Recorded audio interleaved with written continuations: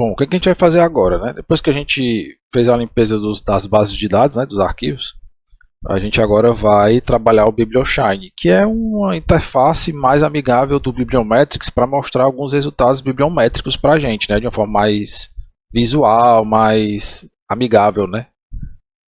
Então, o que a gente vai fazer agora? A gente vem aqui no console do RStudio e coloca o comando BiblioShine.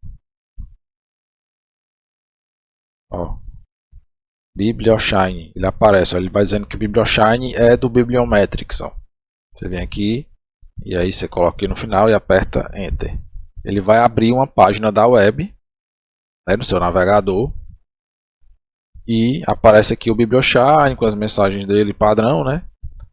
E o que acontece aqui? É aqui que a mágica acontece, né? Aqui que todo esse trabalho de estruturação de prompt, né, de trabalhar com a RStudio que não é tão simples, tem a sua recompensa. O que nós vamos fazer aqui? A gente não trabalhou com essa planilha, né, e tirou todas as duplicadas, então a gente salva ela, né, pode fechar aqui, e a gente vai importar essa planilha para o BiblioShine. Então a gente traz aqui, ó, arquivos, né, o data, carregar arquivos, e aí a gente vai vir para cá, ó, portar os arquivos aqui, e load bibliometrics file, né? Que é um XLXS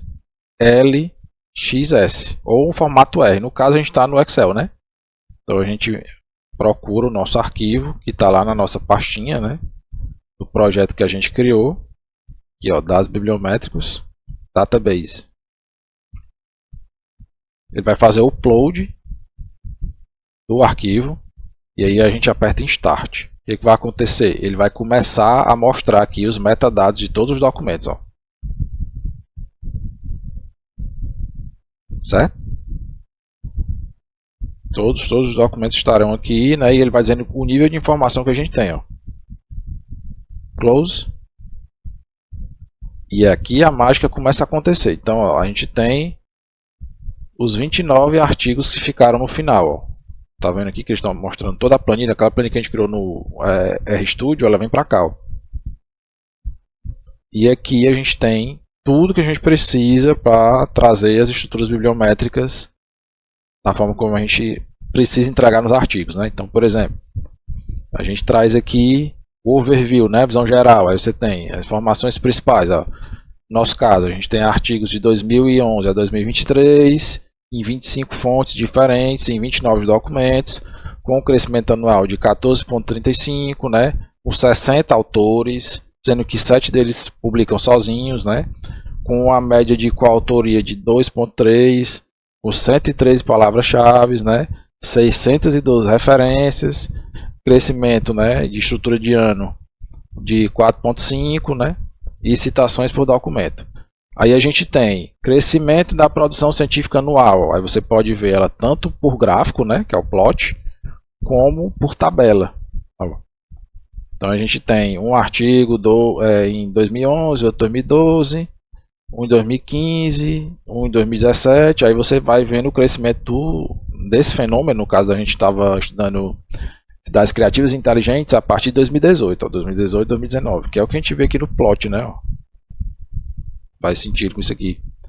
Depois, conjunto de citações por ano, né? Ó, que aí você vai vendo que tem uma média de 5 citações, depois muda para 16, depois para 8, né?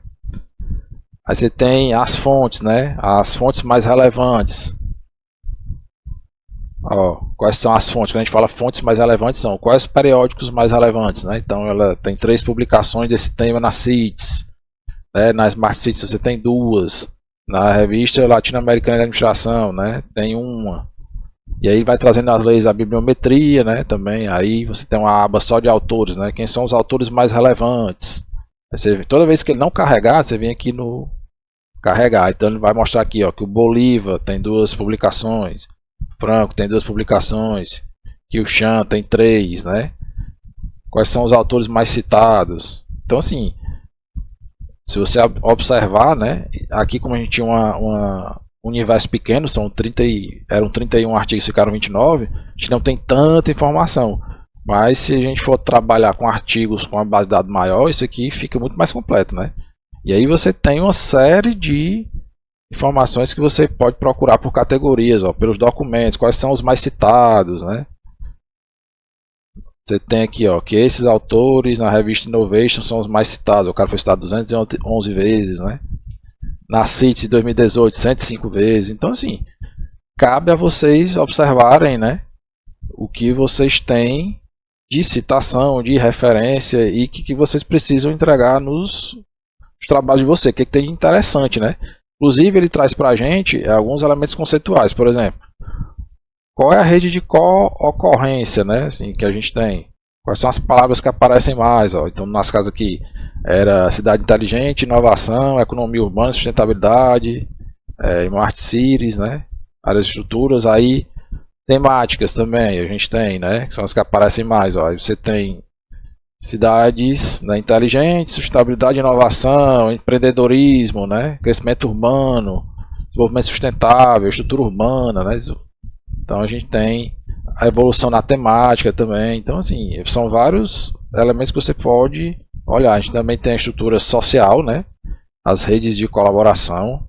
Então você tem, a gente percebe aqui, né, por exemplo, nas redes, que os autores eles trabalham separadamente. Existem vários grupos, mas os grupos não são integrados, né? É uma coisa que o VoiceVir faz também, né? A gente consegue olhar.